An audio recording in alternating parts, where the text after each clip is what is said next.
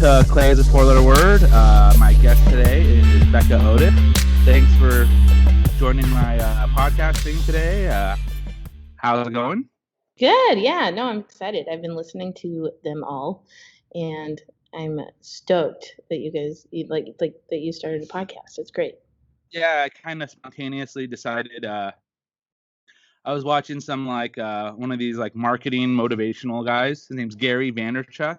Gary Oh yeah, V. yeah, Yeah, and he's just like, yeah, start a podcast. He's all like super high, crazy energy, and he's just like, yeah, everyone should just start a podcast and talk I about their know. industry. And I was like, it's really only like 3 podcasts in the ceramics world, and I'm lucky that I'm a high school ceramics teacher and I'm off for the summer and I have a little extra time. So I'm like, fuck it. Like Yeah. I'll give it a try. And I messaged Paul Blaze of the pod, and he was like, I got his blessing. So that was like the Godfather giving me the okay to like, yes, you can do this. I was like, oh, okay, so I'll try it. So anyways, I kind of told myself I'll try to get through at least 10 and see how it goes. That was Yeah. kind of like my summer.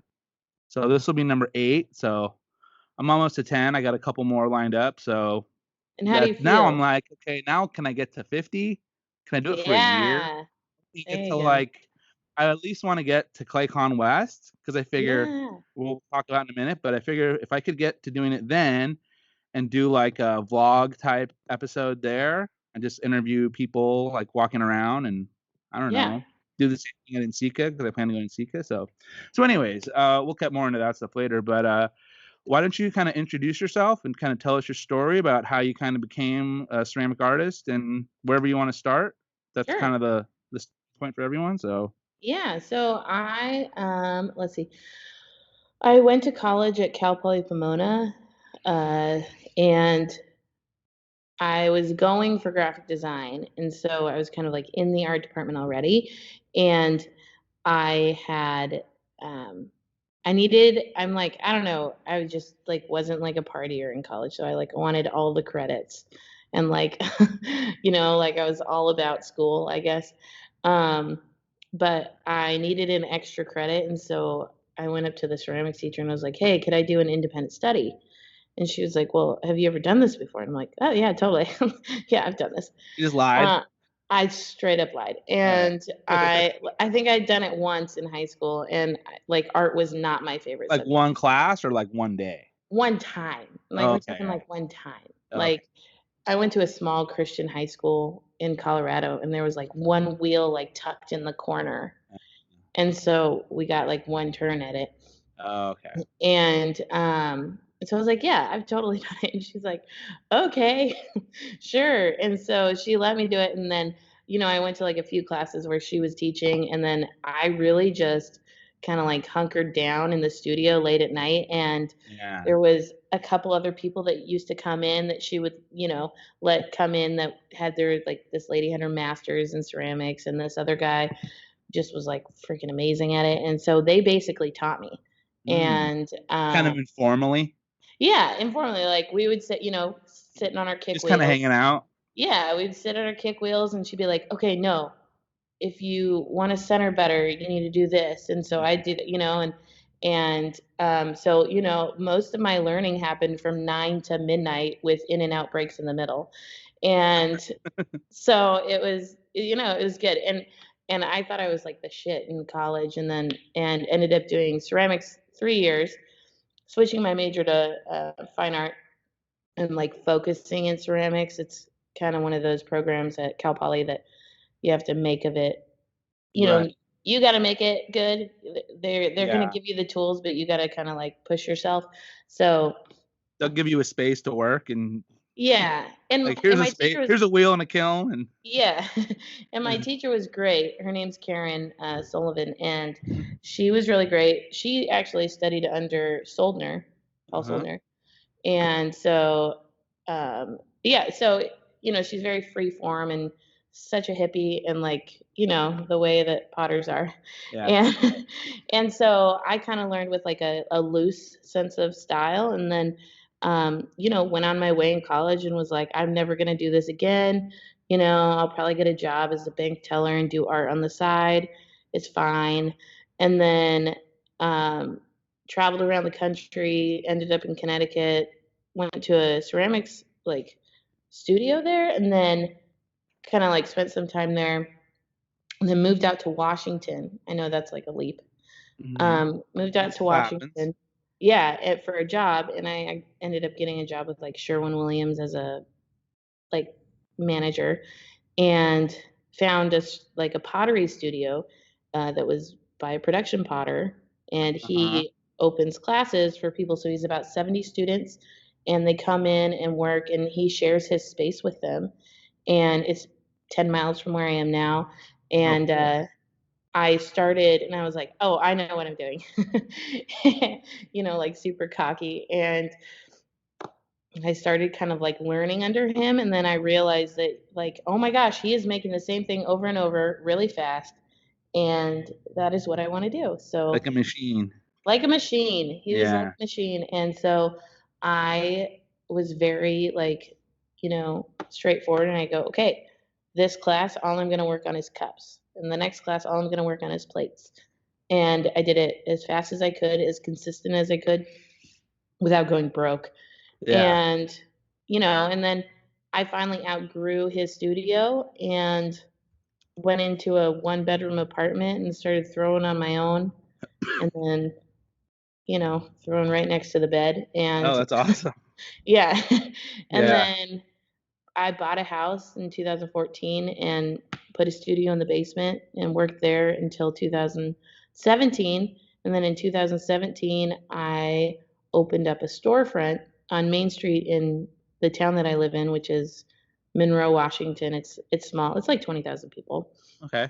And I've been here ever since. We have it started as just like, hey, I'll teach classes and, make this my studio, and I'll have Paint a Pot in the front because we have to have retail, Yeah. or and Oh, you I, have to have a storefront? yeah, like in Yeah. order to be on Main Street in downtown, Yeah. you have to have retail. You have to sell something, and so it was like my disguise essentially for my business, which it kind of still is. And so now I have like a full-fledged paint a pot shop in the front, and then I do classes in the back. I don't have very many students right now. Summer is slow, but and I kind of like push them towards being members, and it's like this great community, and we all kind of work alongside each other. The difference is they all started kind of fresh, like they didn't know what they're doing when they Yeah. started. So They're all kind of your babies. yeah, they're all So you built that, so you're building that community in your town yeah, through your, like, storefront and yeah, studio? yeah. That's awesome. Yeah, it's so That's like stressful. my dream. I It's swear.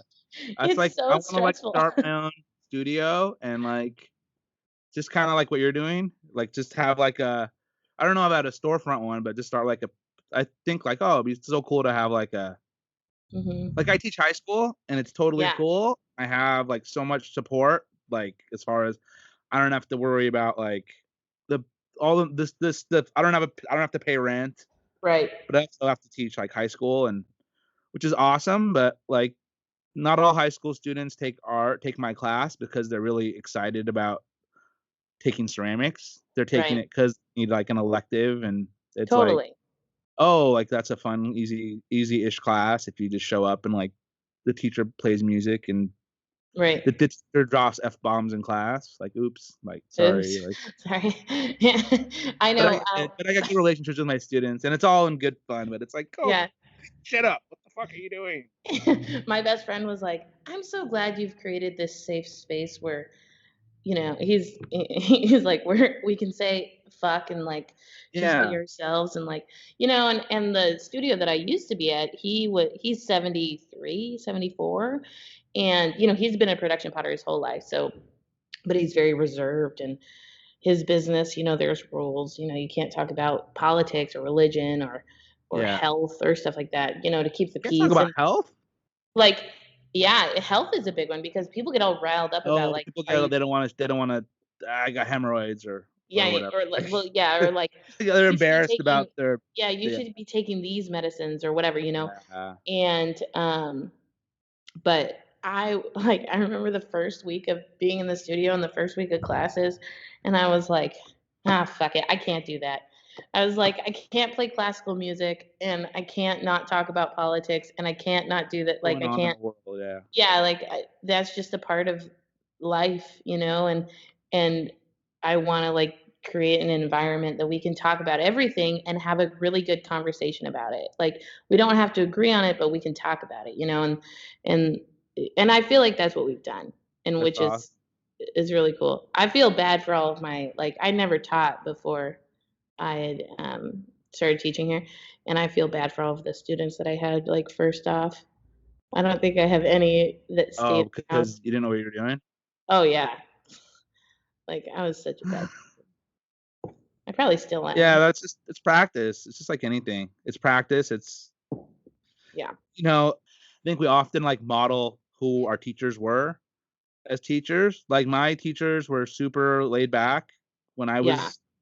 I had a lot of freedom when I was in high school, and then when I got to college, so I grew up in Claremont, which isn't that far, Yeah. right to Cal Poly Pomona. I grew up there, and then right out of high school, I actually went to Cal Poly Pomona my first semester Yeah. after high school, and I was a business major because my parents told me to be a business major. So I Yeah. listened.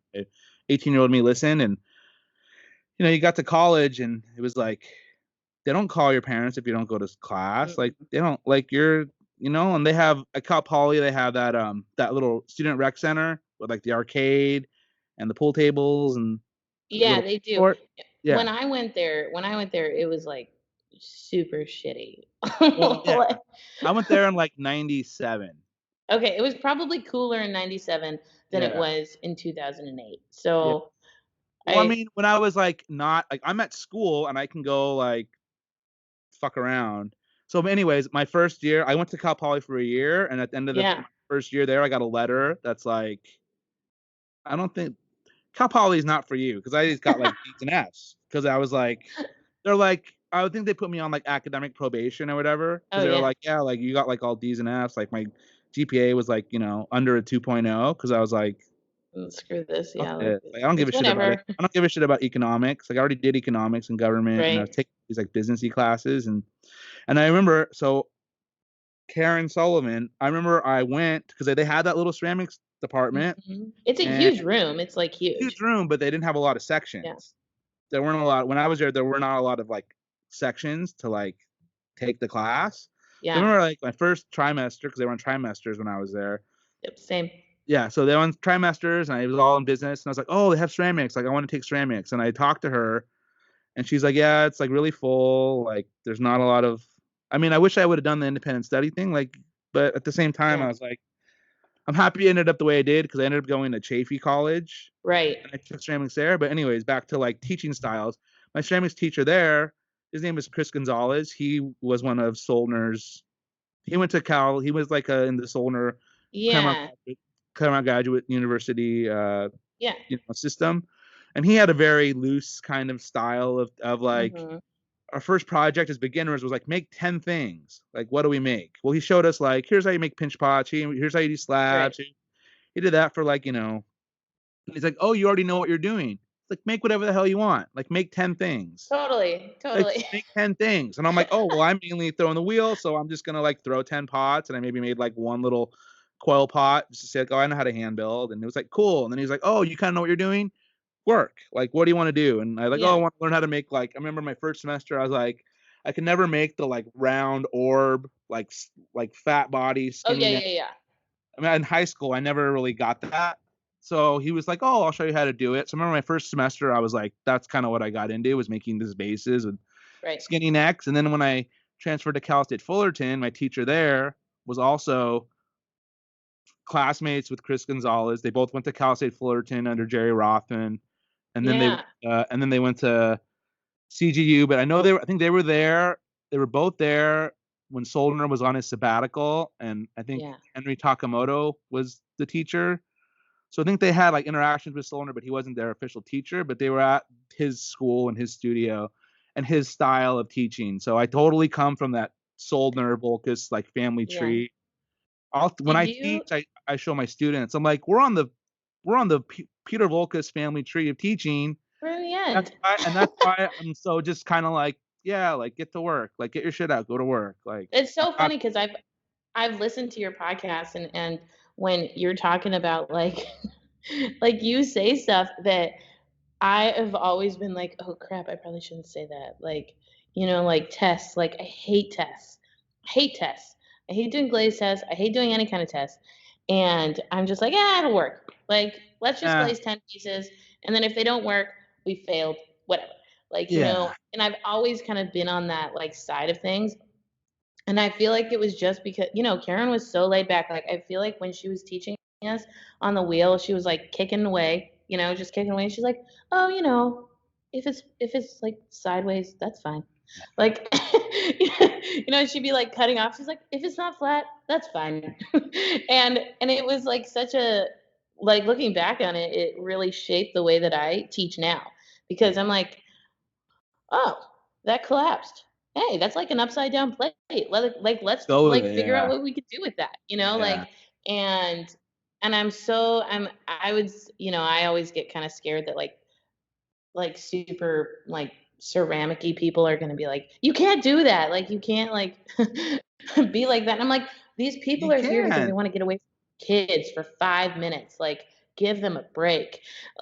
Actually, you can do just about anything in ceramics. Like Yeah. I've been in the ceramics world since I went to high school, did ceramics, probably like 2003, 2002. I got my BFA in 2003, and I went to my first in Sika, and that's kind of like 2001, 2002, 2003. I got it at Cal State Fullerton. Got a little more serious about ceramics. Started going to like, well, even when I was in uh even when I was at Chafee, like we got to go to like Scripps College has the Scripps College Ceramics Annual Show, and then they have their like Yeah. permanent the Mar collection. It's like a permanent collection. Have you ever gone to seen that? Yeah. Yeah. So the I Mar think collection. I've been I think I have. Have you I gone don't to know the for sure. basement where you got to go look at all the like? Mm-mm. So it's called the Mar collection, and they were collectors that collected, in that Claremont area around the like 60s, 70s when like Solner and all those guys were coming through, and they were collecting all their work. Anyways, they have in the basement, I don't know if it's Scripps College or Claremont Graduate University. In the basement, they have this like it's called the Mar Collectors, MAHR. And if you Google it, you can see they have like Solner pieces and Volcas pieces and all these like That's cool. pieces from like ancient things.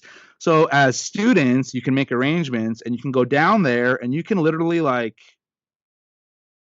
pick them up. They're like you're ceramics people, you know what the fuck you're doing. Oh, that's And they're cool. like, I'm holding like like a Peter Volkus platter. I'm literally That's like feet up awesome. and holding it. And there's this one like walking man's kind of like abstract sculpture that he did. Yeah.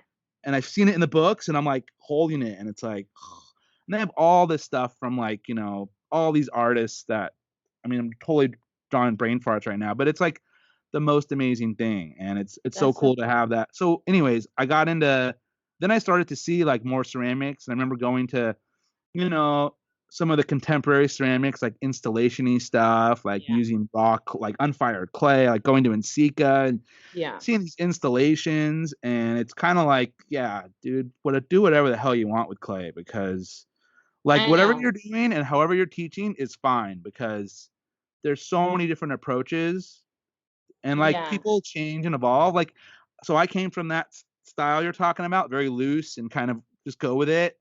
And then over time, like if you see the work I do now, Yeah. now I'm like so far away from that super loose, and now I'm super like crackhead, like super tight. And Totally. but I can I still have go loose. Like I'll go loose at work, and when I'm throwing with the kids and showing them how to do stuff, like I can yeah. be loose. But for my own stuff, I want to do that. So I think however you're doing it is good, as long as you're getting Yeah. people excited about clay. Yeah, and Everybody well, people find their way.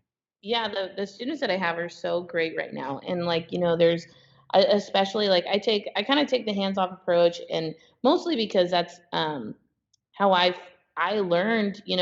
My like teacher here in Snohomish was he was very hands off. He was like, well, figure it out, like Yeah. like just do 15 of them, like. And so I kind of take that approach too. I'm like, hey, I mean, you got clay. you can remake it, reconstitute it, fail. Like, Yeah. like throw it 15 times and fail. And one student in particular, she's like, when she came in, it was all like crazy and everything was happening. And now she's throwing like square bowls. And I'm like, how did you even do this? Like, and she's like, oh, well, I watched this video and I'm doing it this way. I'm like, freaking awesome. Like, Yeah. I'm here to guide you. And if you're pulling that wall wrong, I'm going to say, hey, try this. Yeah. But like, I think that especially sometimes students don't understand that half of the chore is yours. Like, we can teach you so much, but you have to take the initiative, especially when you're an adult.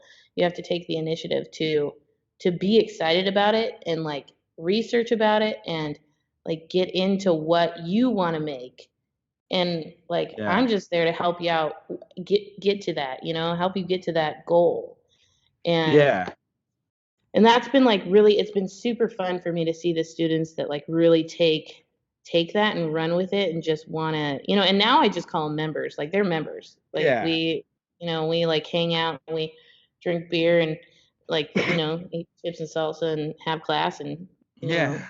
exist within this place. And it's Yeah. great. Yeah. I think the community that you can create when everybody's like there to work and kind of just Mm-hmm. be there and be excited. I know a lot of times I like consider myself like a facilitator. Yeah. Like I get everything together, I get it all organized, I get it all put together, I'll guide you the way, but there's so much like self-learning and self-discovery in the process of learning ceramics that like a lot of times I'll tell my students especially when I'm throwing in the wheel, I'm like, I can show you how to do it, I can tell you how to do it, but until you feel it with your own hands, where you can literally feel like how hard to squeeze, like when you're pulling the thing up, when you can understand like the speed, matching the speed of the wheel to the speed of your hands, Yep. and the consistent pressure and the the points of contact where you're touching the clay. And for me, I have a lot of like dumb analogies or dumb little like sayings that I use to get them to like get themselves in the right position, because I'm like, all I can do is Totally. set up right, like throwing on the wheel, your elbows are Like closed, lock in. lock them in. And then here's my thing, and I think this is how I teach. Any of my former students will tell you this is how I do it. I call it the Wu-Tang method, like Wu-Tang Clan. So here's the Wu-Tang. You gotta throw up your little W Wu-Tang. Yes, I know. Yeah, so it's like Wu-Tang. I tell them like Wu-Tang 4 o'clock.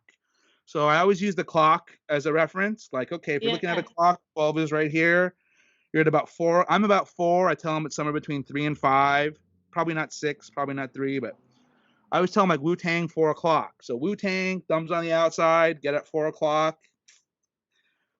And they'll be throwing. I'll be like, Wu-Tang, Wu-Tang, Wu-Tang. And they're like, and the students walked into my, like an administrator walked into my class. And nowadays the administrators are like my age or younger than me. So they know who the Wu-Tang Clan is.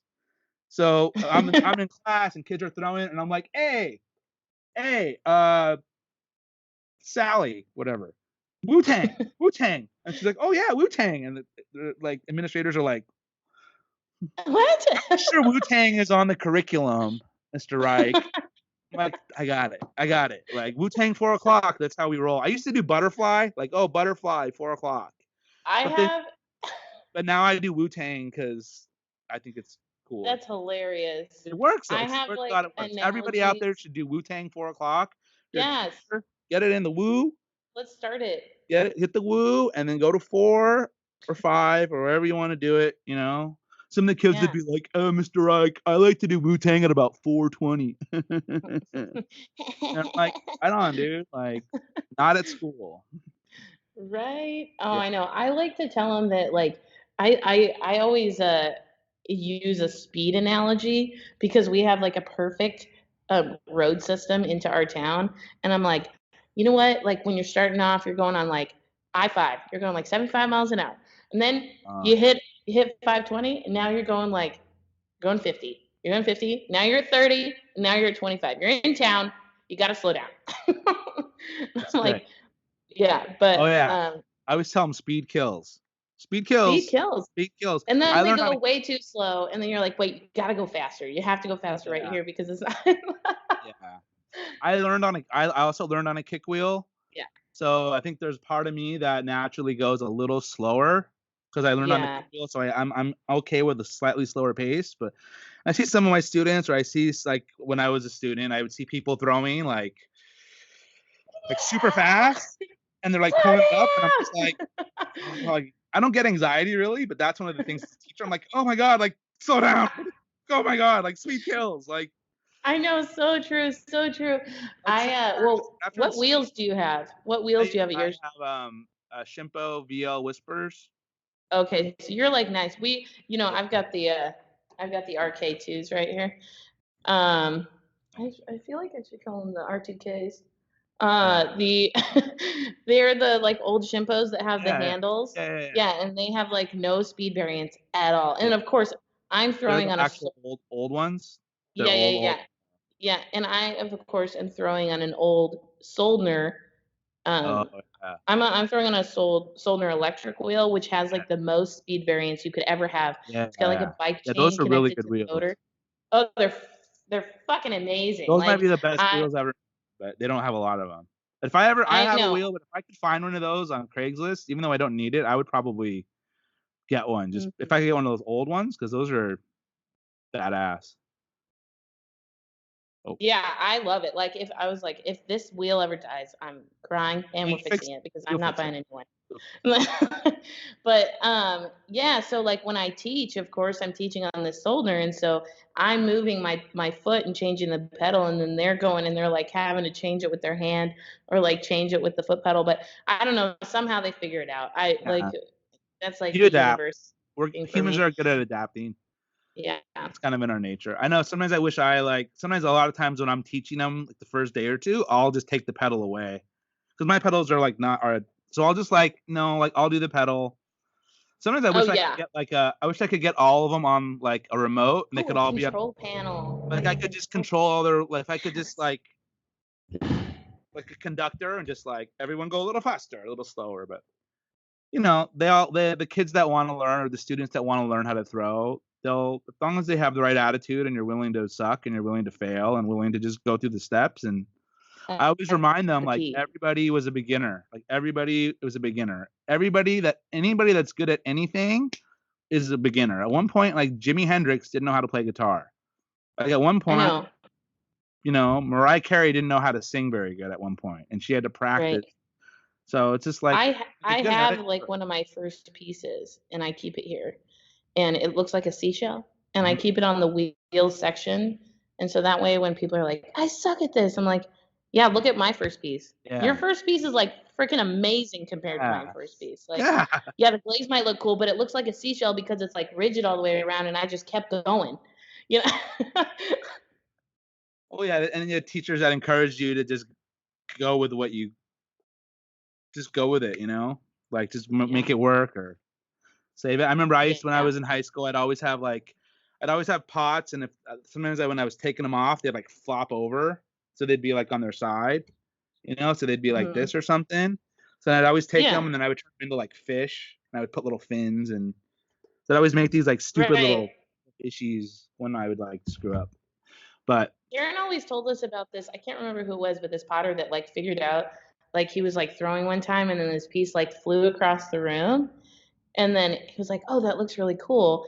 And he like ended up making like an entire like work of like pottery and it was all like just kind of like disformed because he would like intentionally botch it. And I uh, can't remember who it was, but she always it's told an us about old guy that. or a new guy? I think it's old. There was one guy named George Orr. So they It all like might have been him. all fluffy and ripply looking and In the middle, like and people, like, controlled always try to collapse. imitate him, right? Yeah. Yeah, George Yeah. Orr, he's the Mad Potter of Biloxi. He was like I think historically he's considered like probably one of the if you're talking about the same person, he's like considered by some people like probably the greatest potter that ever lived as far as like technical Really? skills. Well, if it's the same guy, his name's George Orr. He lived in Biloxi, Mississippi in like the late 1800s, and he was kind of thought as like a weird, kind of like schizophrenic, crazy person.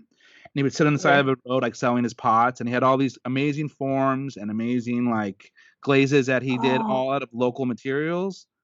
Is this the same yeah, yeah, person? yeah, yeah. Okay. Yeah. So then, I don't know, but I know who you're talking about now. I think I know who yeah, you're talking about. yeah, and then like he died, and then his kids or his nephews or his grandkids, I think it was in the attic, they found a bunch of boxes of all his work, and then they like took it out, and they were like paper thin, amazing colors, amazing Yeah. forms, like totally from like the early 1900s, way outside of the box. And like historians, like people that knew what they were looking at, they're like, oh my god, these are like so technically proficient and they're made out of local Mississippi materials. And Mhm. I remember when I was in college, he was one of the first artists when I was at Chaffey College, he was one of the like I went to the library and had a bunch of ceramics books, and I was like, the Mad Potter of Biloxi. Oh, Ooh, this who's guy this? is fucking cool. And he was all like, he's totally eccentric and had these like pictures of him with these like crazy mustaches. And I mean, he's That's awesome. he's a really cool guy. And then there's a guy now, his name's Stephen Horn, who's a Southern Oh, California yeah. guy. Yeah, and his style is very much reminiscent of. He's like the modern George Orr as far as the keeping the kind of I feel like style. Stephen Horn. Have you heard of that show that Cal Poly does, the Ink and Clay? Yeah, yeah, yeah. Yeah, yeah, yeah. I was the gallery attendant in college. Like I worked at the gallery, Oh, cool. and I feel like Stephen Horn was in Ink and Clay, but I He can't. probably was. He do the tall bottles?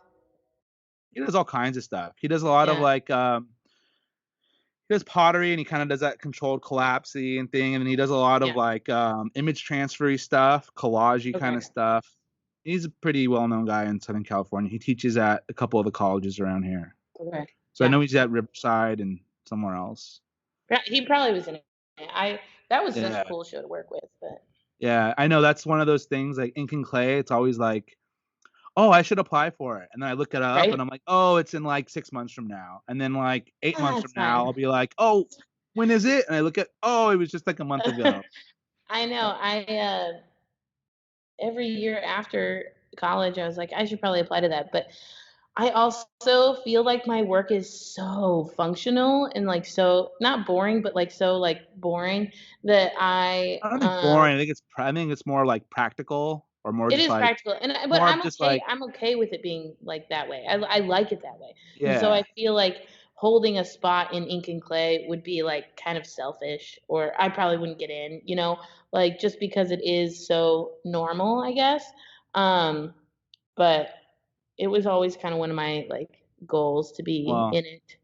But I you got a always long way get to go, to, so yeah, you're not there yet. So yeah, I'm not there. one day, I mean, as you keep going, you might start to every now and then want to do something a little extra, Yeah, like get a little crazy on a Pete. Like take a mug and spend like 3 hours or 4 hours on a mug, right. and Yeah. just like, I've been kind of doing that recently with some stuff because I also, like you were talking about, I also have a very like perfectionist side and I have a very not like I don't care yeah, side. I'm a perfectionist. I love like geometric, abstract, like drawings and paintings and stuff.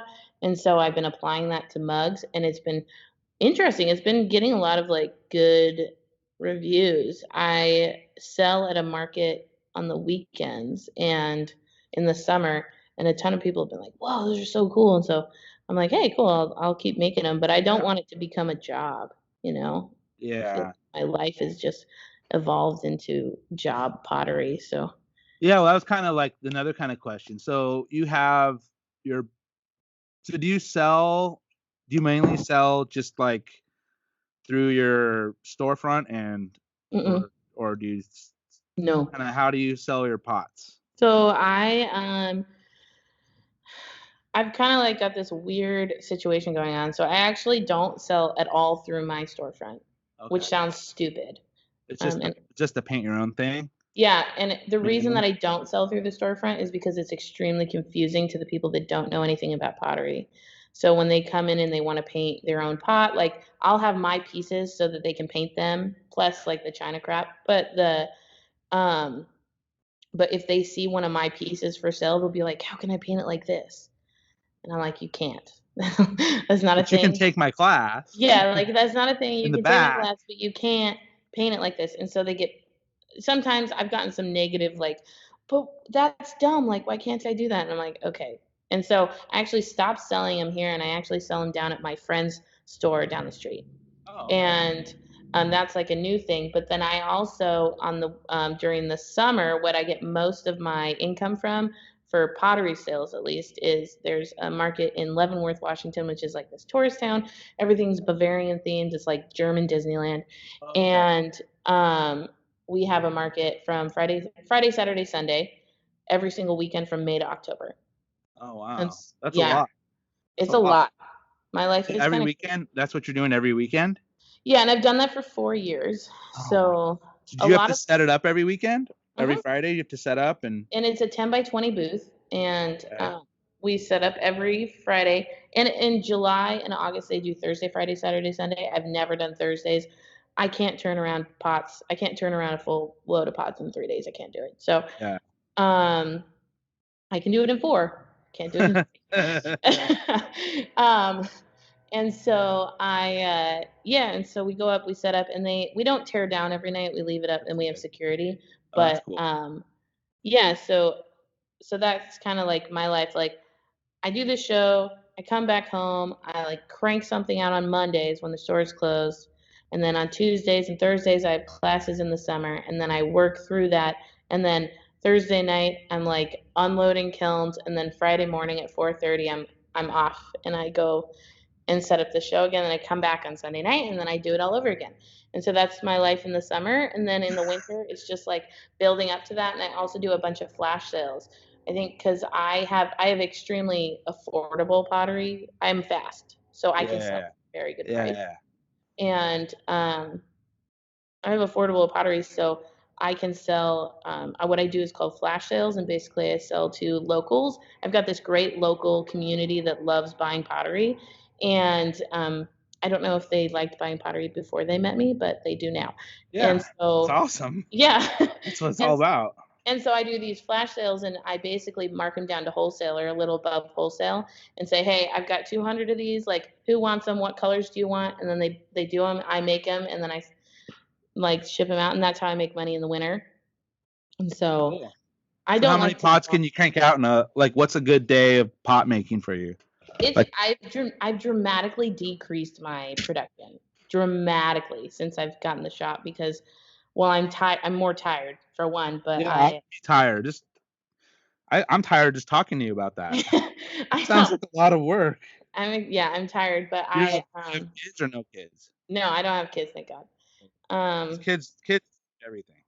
I know. Because if you had that if you did that with kids, like you would have to No, I'd be be dead. I'd be you'd dead. be I dead. don't no. I'd be dead. But yeah, like people coming into the shop and like, like interrupting and like that's been a huge struggle for me to figure out in the past couple of years. So now I try to throw at night. And I can if I'm hauling ass, if I'm hauling and I want to get it done, I can throw a cup in 45 seconds. I can get about um you know, I've made 300 pinch pots. Those are thrown off the hump. I've made them, I think, in like an hour and a half, Fuck. hour and a half, hour 45 minutes. But that was 3 years ago. So, and I'm still that good. I'm just not as energetic as I was. Yeah.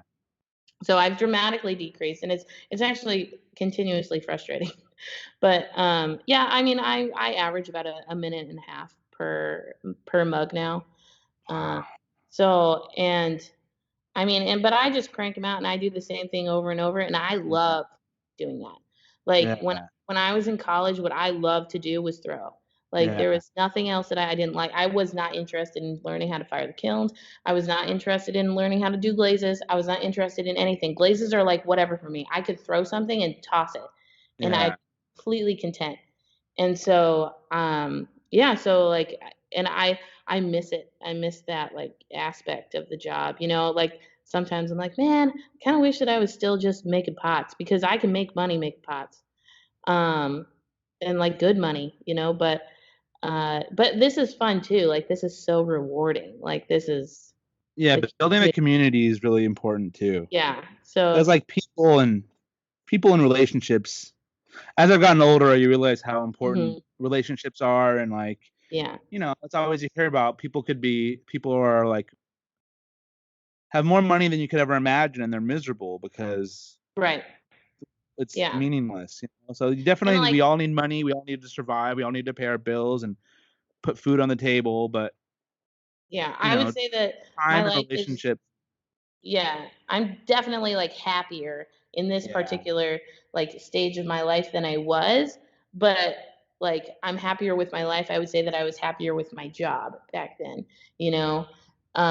But like I said, I can't really complain. I like the people that are in my life are just fantastic, that's and awesome.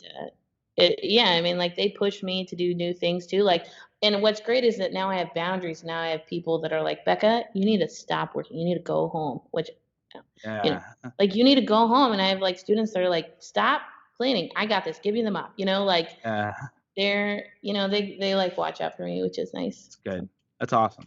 Yeah. Um, so I guess we both, uh, I guess yesterday, today's what, Tuesday the 13th, Oh and yeah. yesterday we got a little Instagram post by ClayCon West, kind of announcing to the Yay. world that we're both going to be demonstrating artists. So yeah, did you do it? Did you go last year?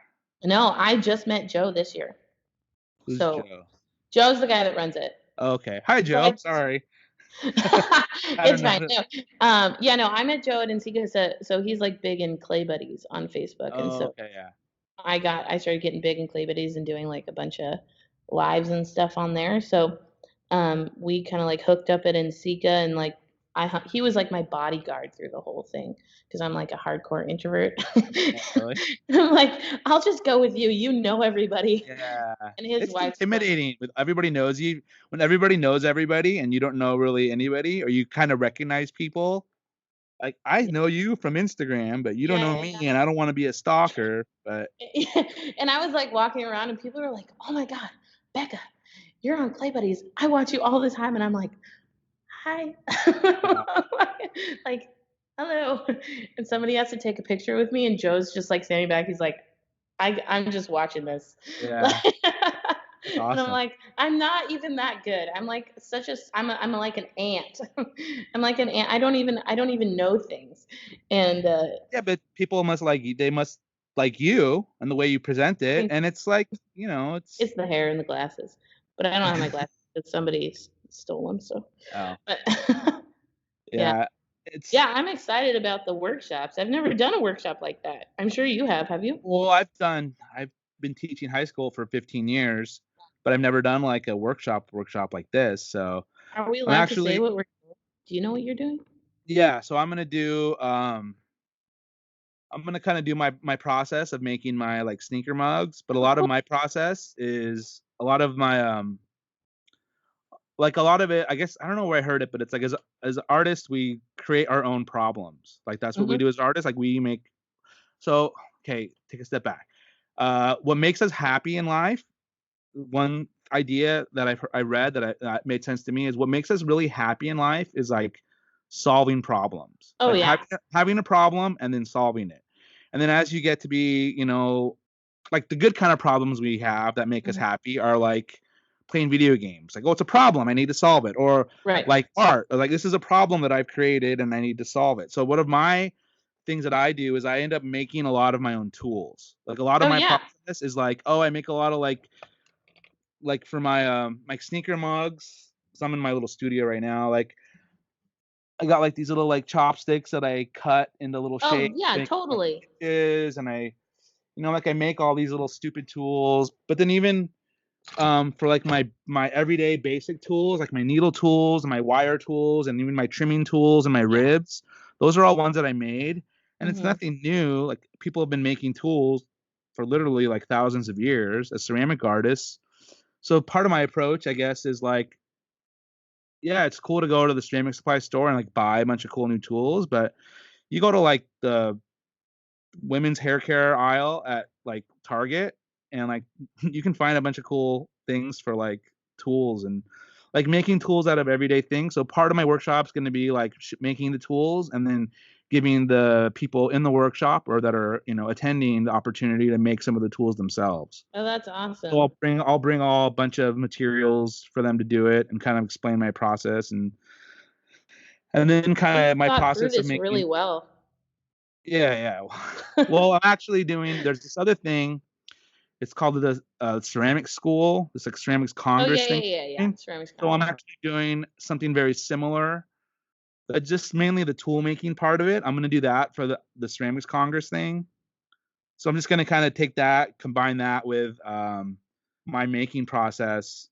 Because my Yeah. making process for my mugs involves a lot of like nowadays I throw it without a bottom, and I have like a press mold that I use to make the Yeah. sole. And then, That's you know, cool. all the, like, it's funny because you say like, oh yeah, it takes me like, you know, a minute or something to do a mug. And I'm like, I'm kind of trying to figure out, but I'm like, each one of these like sneaker mugs I'm making is taking me probably like total like 2 to 3 hours each, Right. you I know? feel like that's better than some people, you know. That's better Yeah. than some people. And it takes me, I mean, it doesn't take me a minute and a half to make the entire thing. It takes Well, me no, I 5 know, just minutes. throw it, But yeah. but I But mean, yeah, like, like yeah. it's just different processes, and for me, Well, and because I I used sell to be mine for very a similar, hell of like, a lot less than yours.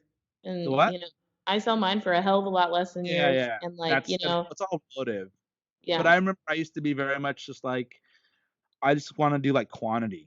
Like my Mhm. biggest thing is I just want to like get those boards and like fill up boards of pots That's my thing. I with love that. like, and I would be like a crackhead about trying to get them like spaced out so close together. Like how many, I gotta get 10 on this board, not Yeah. 9. I don't know, because I'm like a crackhead like that. So I should do you throw a lot anymore? Like do you throw frequently? yeah. Like Well, see, it's funny. So now what I'm doing, because all I've been doing this summer is making those mugs, and the mhm. throwing part of it is just like the basic, like making the Basic. walls. I mean, it's almost like if I wanted to hand build it, I could just like roll out a slab and do it that Yeah. way. But I still like it on the wheel because it makes it easier and it's just my process. But Also, it's fun. the throwing part of it is such a small percentage of the entire amount of time I'm spending on it.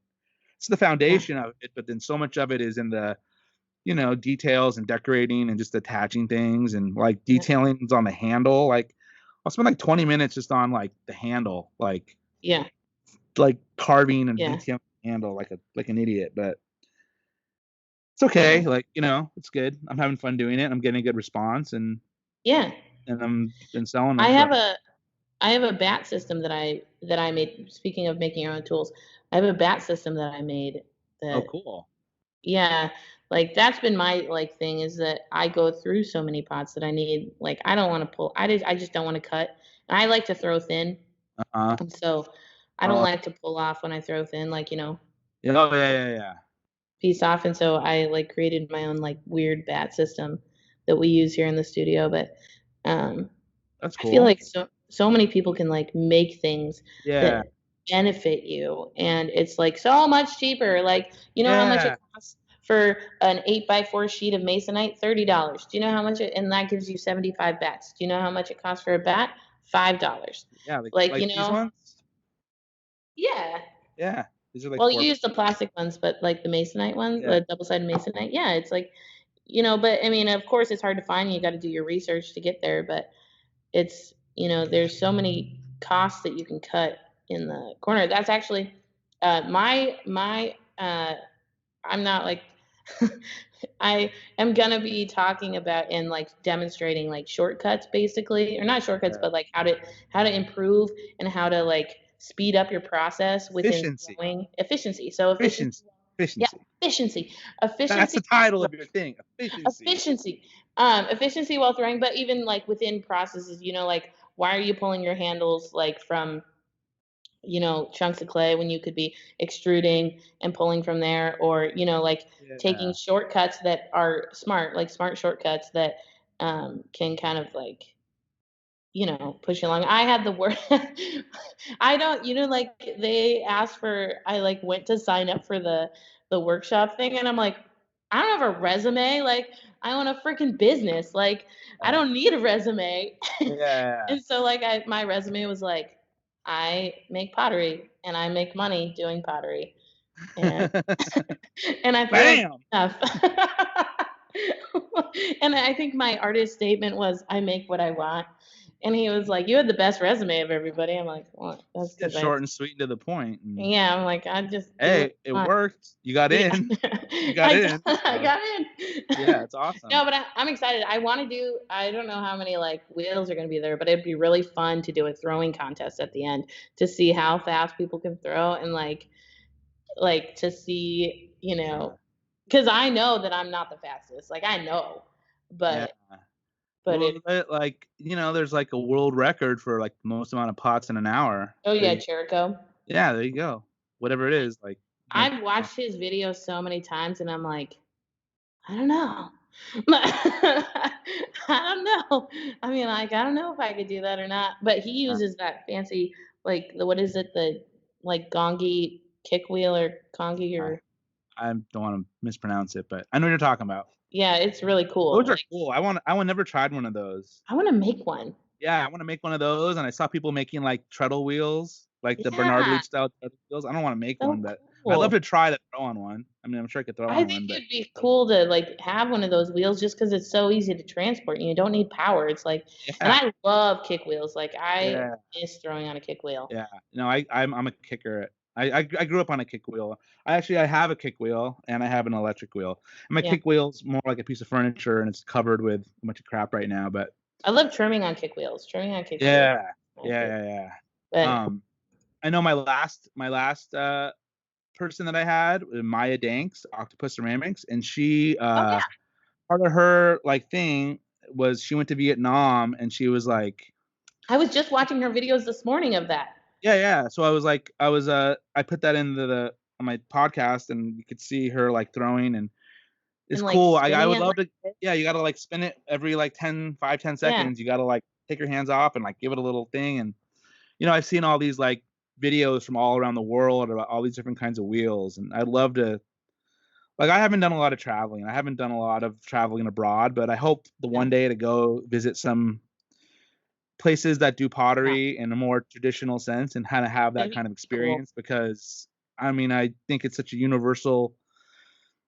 I think it would be really cool to connect with somebody on a real level and we didn't even speak the same language, but we could just like connect on this level of like clay and ceramics and makers and it's like, "Oh my god, like hey." I remember once we had so where I teach at, sometimes we'll get like foreign exchange students or like students Yeah, from out of the country on tour. And I remember one year we had a Japanese group come through and they had a little like they knew a little bit about ceramics. So they were like, "Oh," and they were like yeah. they got some clay and I was like, "Oh man, you guys are killing it. Like you guys make Were us all they look bad." throwing Yeah. the They one didn't like throw, but they just picked up. Remember some guy picked up like a little piece of clay and was just like doing it, and then in like not maybe a minute, he had like a little face, no tools, just his hand, just pinching, and and it wasn't like, I mean, it looked like, oh wow, like that's really good for like you're casually for like like a trying to minute, play it just like off pinching like clay, like, but yeah, anyways, but yeah, I think ClayCon West will be fun. I'm really excited to kind of do that and have I'm that. I haven't had an experience like that in a while. I haven't gone in Sika in 10 years, so I'm I'm so excited to get. excited because yeah, I went to Ansigua for the first time this last year, in Minneapolis, and I am like 100% not a conference person, like 100%. Joe saved me, like Yeah, he, like for him, like going around and there was just a lot of people that were in Clay Buddies that like kind of like hooked up and got together and just like walked around, which was great. And I say hooked up like Joe's married. I'm not no, no, that yeah, I like that. know. Just kind of But like link up, and just linked walk up. around Yeah. together and hang out Um, and go get like lunch hang and out and I remember you talking about that too, and it like saved me. It saved me yeah, because I would have never like done it. And also Ryan Durbin, we met for the first time and we're like Instagram buddies yeah, yeah. and You guys do live all the time, right? all the time. Yeah. Yeah, well, I've watched you Yeah. guys a few times go live. Yeah. And we've known each other for like 4 or 5 years and just we've met for the first time at Insika this year. And we like walked around with his wife and him and that was so much fun but I don't know if I'd go. I don't know. Like Insika was tough because it was just so big, you Right. It's know, overwhelming, and and it's not enough time, and there's so many and people, it's and so far. Like Washington is on the other side, like they're yeah, they're always on the East Coast. So yeah. I'm I in was Southern California, and I'm like, yeah There's Yeah. nowhere around Southern California that's, I think, logistically good to do Mhm. in Sika. It was in my first one I went to in 2003 was in San Diego. Yeah. And that's probably if they did it in San Diego again. I mean, if they've done it there before, but Yeah. I always thought, oh, could they do Anaheim? So there's like Anaheim and like Santa Ana has But a big it's like arts area, so but it's congested. yeah, there's logistically there's not a good public transportation. Yeah. I know people. I talked to somebody. They're like, oh, maybe Long Beach could do it, but then Long again, Beach would be okay, I guess, but like, or like Pomona would be because like Pomona has a Mocha, yeah, and But there's like Pomona's still all the like, it's Claremont. still kind of It's small, small, yeah, but there's like all the Claremont, like Scripps College and all the Claremont universities, but there's nowhere good in Southern California to do it. So Yeah, it'd be like tough. yeah, it'd be really tough. But I mean, I think next year it's in Cincinnati, I saw. Or no, it's in Richmond, Virginia, and then the year Virginia. after that it's gonna be in Cincinnati. So then I hope that the year after that it's kind of I know more I thought that it went like east, west, middle, east, west, middle, east, west, middle, but I feel like it it skips hasn't. the West like every like 4 or 5 years. Yeah, it hasn't done that. It doesn't So go very far. I mean, it goes to Port. I mean, I I went to Portland in Portland, 3 I know a years couple ago. years ago. I know I went to the one in Phoenix in 2009, I think. That was Yeah. the last one I went to. I think they had one in Vegas a long time ago, but I guess that was like too much going on. But Oh, I I don't know. can I hope imagine. it goes to Phoenix. I really liked it in Phoenix, but that'd be Phoenix cool. would be Or good, especially like in that kind of area. There's a lot of like, man, the pottery down there is so different too. I like, it's just a different like feel. I really liked the Minneapolis one. I felt like the ceramics community there, like there was a cool um like community studio that they had there that was like awesome. And walking through there, I was so stoked because I like, building a studio, it's like so important to like see other people's spaces, to see how they yeah, set things up. And like actually after Insika, I went to Indianapolis and my friend Rebecca Graves lives there and I'd never met her either. And we kind of like I went in and threw some pots for her and then we, like did some production for her and then just a little. And we like talked shop and like talked about ideas and I like left with so much inspiration and like so much like so many ideas like on how to save money and how to like, like better business practices and I think it's so important to like see other people's studios just to see, yeah, yeah, yeah, you know. yeah. Especially modeled after the same kind of way that you're doing it, like Yeah. running I mean classes and having that's why people I'm coming in and out. And Yeah, I'm the most excited about going to St. George because Joe, who is like putting on ClayCon West, he owns a studio that is basically the same thing as mine, just bigger. He yeah. he has one more element, which is like he sells clay and supplies and stuff like that. Oh, okay, yeah, He's like big time. Uh, yeah. and like he's got like a 5,000 square foot space and he needs like a 10,000 square foot space. Wow. And I'm at like 3,000. So, but like that's what I'm probably the most excited about is just to see how they do things and like pick up on a few of their processes and see like what they're doing to make things work. Because I mean, after all, it's all ceramics is all fun and games, but businesses is where you make the money, right? You got to pay your bills, yeah, You gotta pay your bills and you gotta know how to do things smart and and efficient. not waste time or money. Yeah. And then you and Ryan you are starting a podcast, right? Yeah. Want Yeah. to talk about your podcast? Maybe we'll try to get it up and running by the time that this airs. This will Yeah. probably be out next Wednesday or next Tuesday. Okay, well we've got a bunch like already made, so Oh, and you yeah. got a bunch of bullets in the chamber. Yeah. Well, Ryan's like a total planner and I am like the exact opposite. So Yeah, that's why we're a good I'm team. more like you. I'm kind of more like, eh. you know, I was trying to get like a bunch of built up, like, oh, I'll have a few in the bank. And then the last week or two, I've been kind of like, just doing other stuff. And it's like, oh shit, I put I one know out I'm the today. one Like, I got to editing put one out them. next week and I got to get a couple scheduled because I Yeah. go back to work pretty soon. And Yeah, I'm the one editing them, so I'm the one that really has like the end. Like I'm the one that it counts on for the end, and I'm like, great. I work 90 hours a week, and I have to edit something, but it's actually really fun. are you doing just audio or audio and video? We're just doing audio because we are so far away from each other, and my internet sucks at my shop or at my office, and Okay. so So it was just easier to record audio like on Yeah. each side and then patch it together in GarageBand. But it's gonna be called Wheel Talk. Wheel talk. So Yeah. it's just gonna be two of you guys talking shop mainly, Yeah, or mostly. I think we'll get a lot of people in, but we want to like, he's really interested in business and I'm like really in business. So yeah, it's and it's like it's not like we're experts by any means, but all right.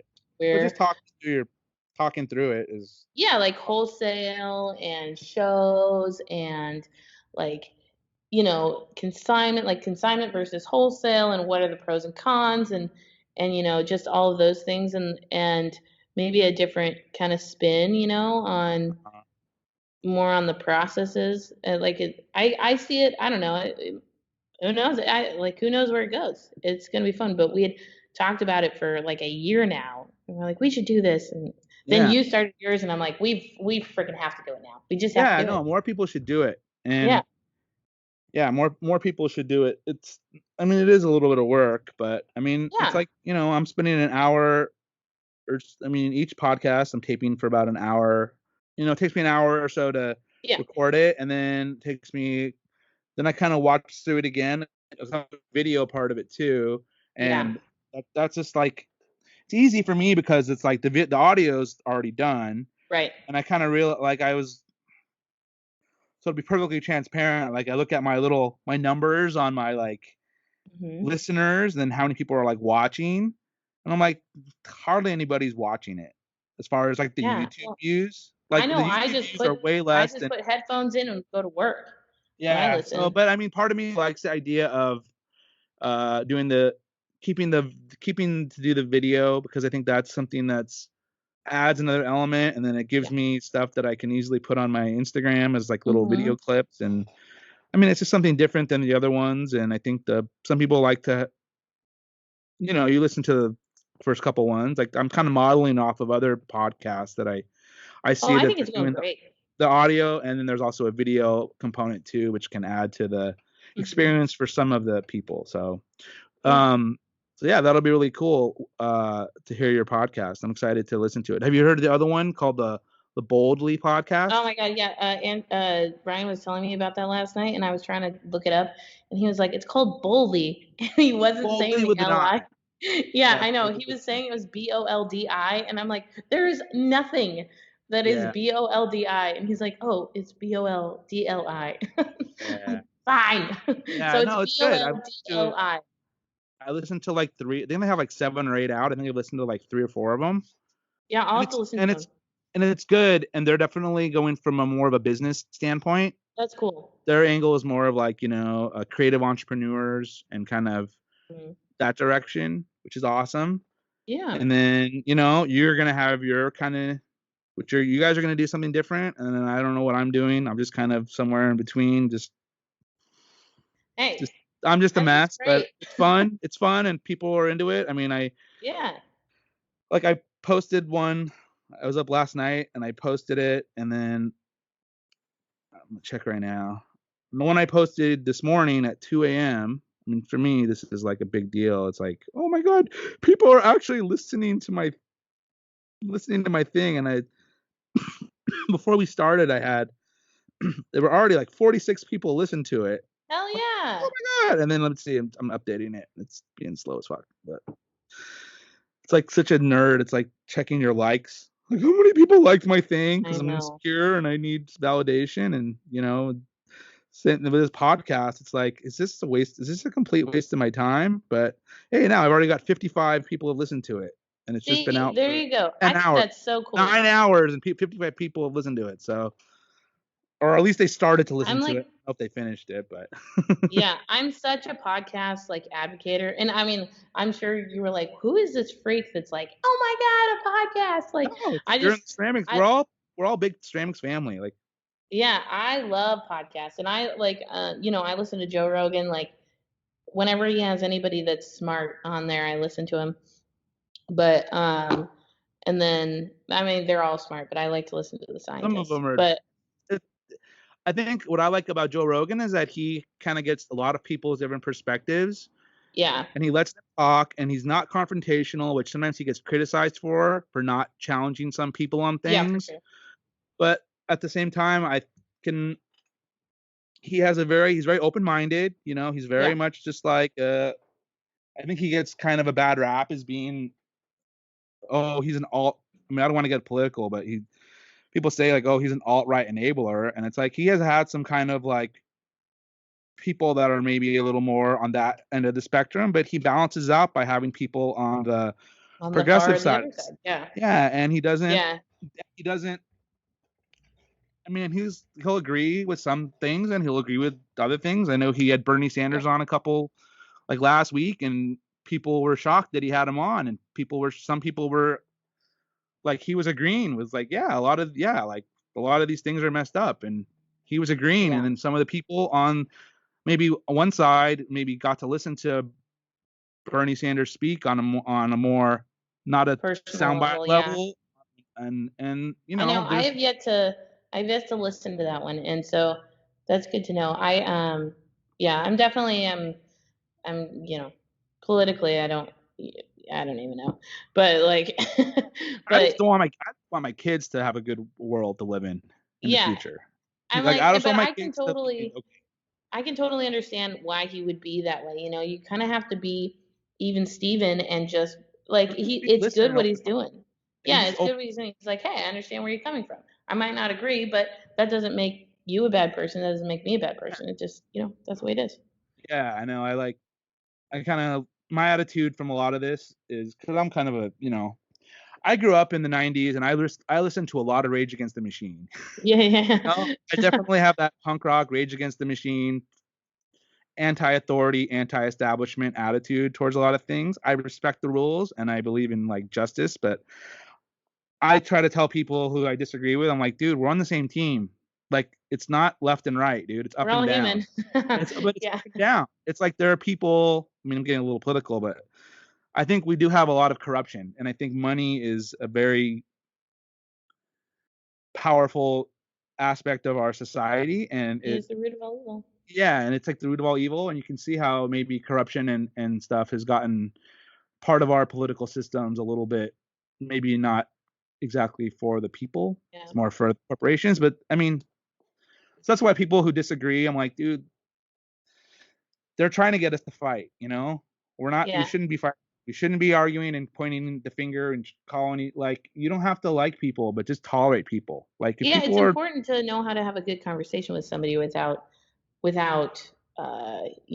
getting offended by something, or even if you do get offended by something, it's important to like hear somebody out, and it doesn't matter what side you're on. We yeah, should be able to have a human conversation, yeah, and that is, I think it's becoming to get, a little bit lost. I think that it'll swing back around.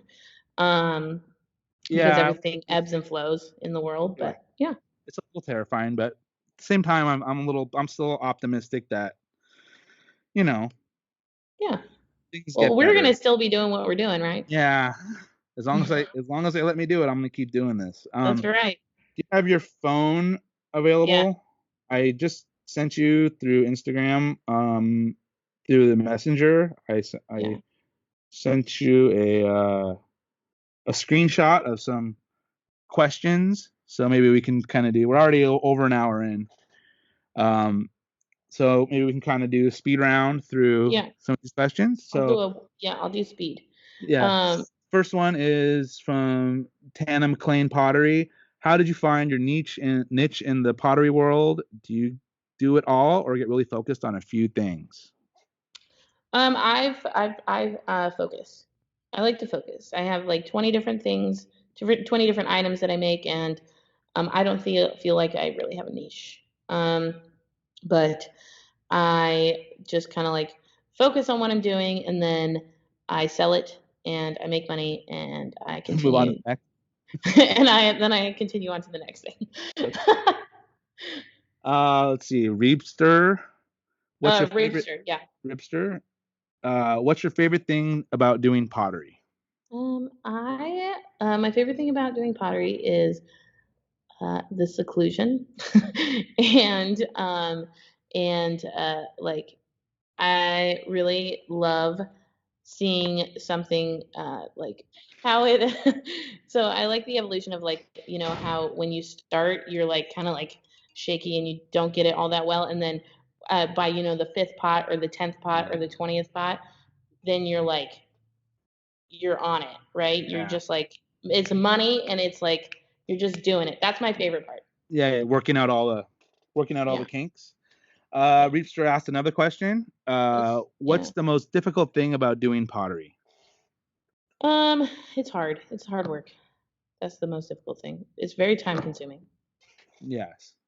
and you can never shorten it. There's like, my biggest frustration is how long kilns last. Oh yeah. Yeah, why does it have to be 25 hours? Why can't it be 23?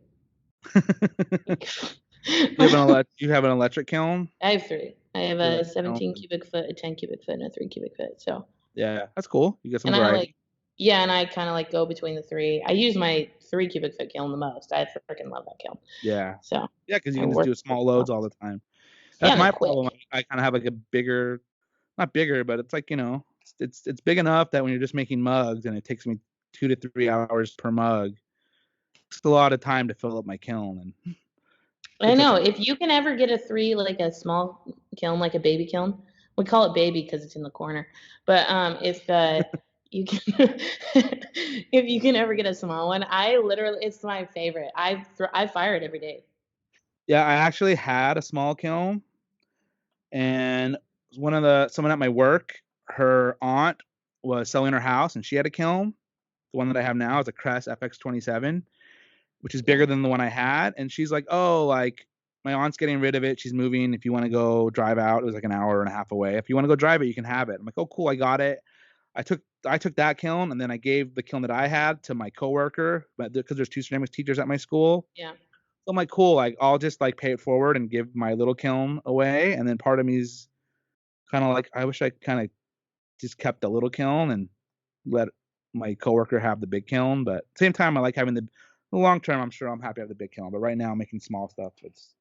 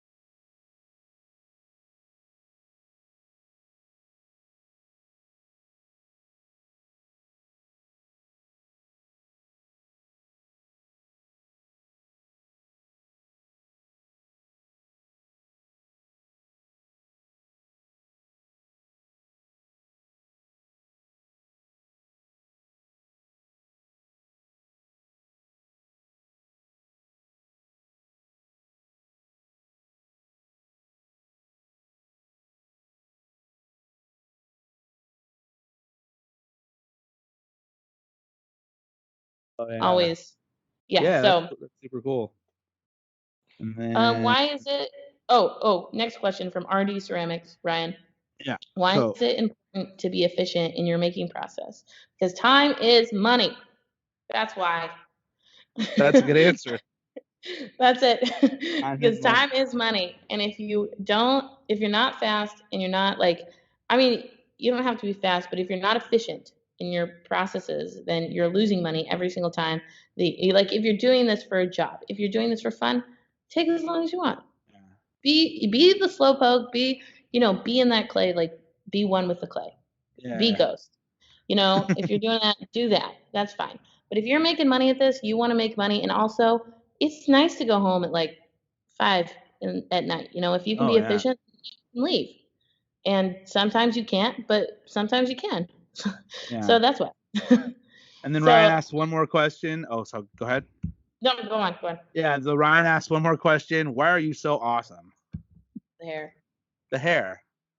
Do you always Yeah. have do you always have the same color, or do you have different colors, or No, I don't know. I feel like I've been poor and I just don't know what to. Actually. I trade for the hair. I trade in town with everybody. oh, that's But awesome. oh yeah, like I Bartering's where it's at. I get like I trade for food and I trade, yeah. Um And so I trade my friend for hair, and he takes my class, but he hasn't taken my class, so I feel like I shouldn't get my hair done. So I like to be a fair trader. So Well, you so go and get your hair done and be like, so what do you want to make? Like, what are we yeah. gonna do? Like, gotta like sell No, them we're come all, I by. mean, in the summer you're just so busy that it's Yeah, just you're really busy. yeah, it's busy, and I'm like, just to be clear, I'm not at 100%. I'm like at 75% efficiency right now. So I'm like, I'm struggling. Like I'll never. I don't know. Will we ever be at 100%? I don't know. I'm like, I mean, We're I'm ready for 100%, then winter. we're robots. I'm ready for fall, actually. If people could start painting pumpkins and make me some money in the paint a pot area, I'd be okay with that. Soon enough, right? I'm ready for fall. Yeah. Yeah, it's almost. Hey, before you know it, it'll be Christmas. So before you know it, it'll be 2020, which is Yeah. terrifying. That's so true. Cool. Well, do you have any people want to get a hold of you and see your stuff? You don't sell online, really, right? I don't really sell online. I'm contemplating it. I don't know. It's just a lot of work. And Yeah, I guess if you have a venue and you already have a market and you're turning mhm. over a product, then Yeah. there's definitely something to be said about not having to like get into the whole shipping game, and Yeah. that's a whole big game. Is not game, but Yeah. as long as you're Yeah. selling pots and you're paying your bills, like Yeah, exactly. So you can follow me on Instagram. It's at 5 Lines Pottery Studio. That's with the number 5. And yeah, and then Facebook, if you do want to buy stuff, and Facebook is actually where I'm the most selly, I suppose. And I do flash sales on Facebook, so you can find me on Facebook and at Five Lines um, Pottery. 5 Lines Pottery. And Okay, yeah, and I'll if put it you up on the screen so everybody can if you do want a mug, what I tell people is just call me, like just message me, DM and you, I'll be just like, slide into the "This is what I DMs, and have. This yeah, is what I have. What do you want? I'll so send they you." could DM you or something, or Yeah, totally. okay, cool, awesome. Yeah. All right, Cool. well, thanks for hanging out with Yeah, me this has been on fun. Spoiler Alert. I'm gonna stop and talk to you in a second, okay? Cool.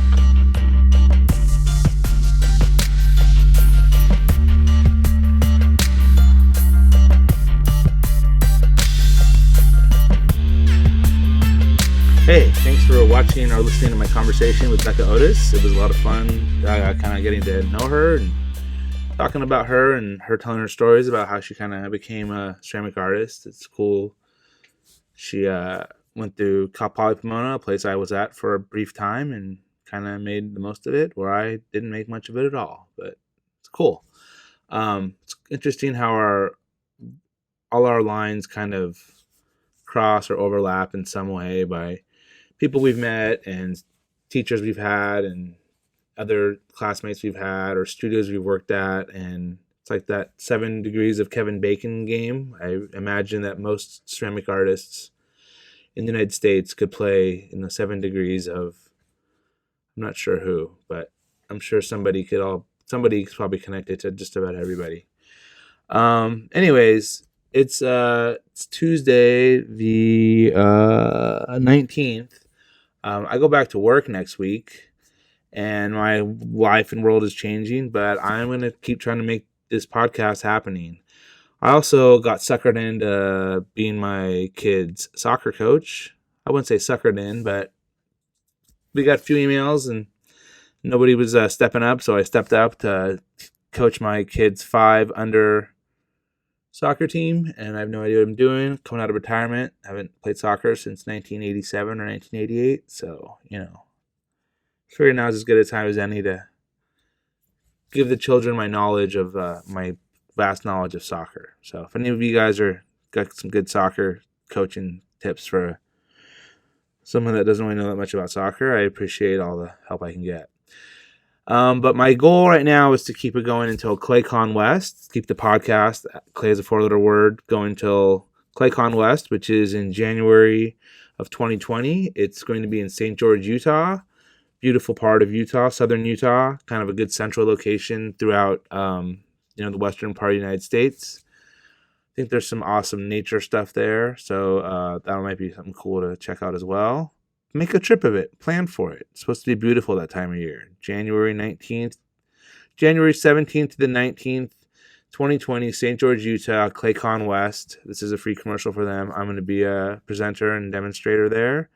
And I'll have some sneaker mugs for sale, kind of like this bad boy right here. Just going off to Companion Gallery. I'm very excited to be part of their Cobalt show. So I have a few things in that. And I'm sending stuff off tonight to another show at the Charlie Cummings Gallery. And pretty excited about that. So I'm gonna, use this platform as a place to advertise my stuff. Speaking of advertising my stuff, I finally got my shirts kind of figured out. So right now you can go to ryanreichceramics.etsy.com, and I have 3 different shirts that are available. The first one is the original at Clay's a 4-letter word logo. Kind of that ripped off of the parental advisory logo. That'll be available. That's available in kind of a nice heather black. Really nice shirts. They're 60/40 cotton. I try to not get the cheapest ones. They're pretty good quality. So you kind of get what you pay for. I've learned that in the t-shirt business, or the t-shirt buying business. I also have another one that's kind of just a simple one. It says ceramics is hard. Just kind of simple text. Ceramics is hard. Last one is one that I actually made a screen like a couple years ago. My friend Brian Johnson made a screen. He printed a few of these shirts. Kind of see, it's kind of my logo. It's kind of my older version of the logo with the square around it. But I have the screen already made, so that one's available too. And I'm kind of doing it on a pre-order basis. So you order it now. I'm gonna have them shipped out probably maybe the second week of September, hopefully. So that's kind of the plan moving forward. And if you're interested right now, check it out at ryanreichceramics.etsy.com. And I have sizes small through extra large, 3 different colors for the Ceramics is Hard shirt, and 3 different colors for the 3x3 Ryan Reich Ceramics logo. And I'm probably going to print extras, so I'll have some on hand, and I'll have some when I go to ClayCon West. So if you don't get one now, I'll have them at ClayCon West, because I own the screens, and I have I could probably print them myself. I'm not printing these myself. I'm getting them printed through a friend at Raspbot Apparel. I'll put it up right there. I'll put it in the link. My friend Dave Raspbot, he does a custom, mostly custom car, like Chevy stuff, but he's got the screen printing setup and he's hooking me up. So check him out if you're interested in, Chevy custom stuff. And, oh shit, there's a bug. I'm in my garage. Sorry. Anyways, like, rate, review, and subscribe to Clay is a 4-letter word, whatever podcast platform you listen to on. You can always just Google it and it shows up. But iTunes is the main one, and Spotify and Stitcher. Like, comment, whatever. I don't know if anybody ever does that.